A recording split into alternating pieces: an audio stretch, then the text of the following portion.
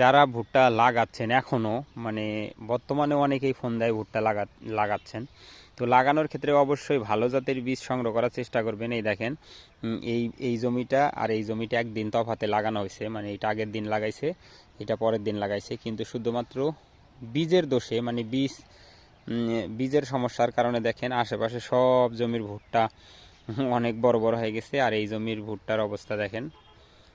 হ্যাঁ, পর্যাপ্ত সারও দেওয়া হয়েছে এই জমিতে।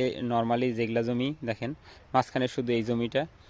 তো যারা এখনও ভুট্টা লাগাচ্ছেন তারা অবশ্যই এই জিনিসটা খেয়াল রাখবেন, যেই জমিতেই লাগান না কেন ভালো বীজ নেওয়ার চিন্তা ভাবনা করবেন এবং ভালো কোম্পানির বীজ নেওয়ার চিন্তা ভাবনা করবেন। আমি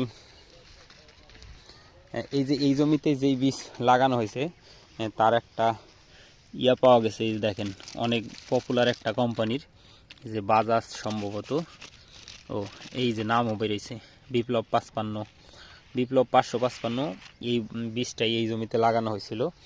তো জানি আমি কোম্পানিকে বাস দেওয়া হলো, তাও সবাই একটু বীজ লাগানোর সময় অবশ্যই দেখে শুনে আশেপাশে কেউ চাষ করছে কিনা সেটা জেনে তারপরে চাষ করার চেষ্টা করবেন। ধন্যবাদ।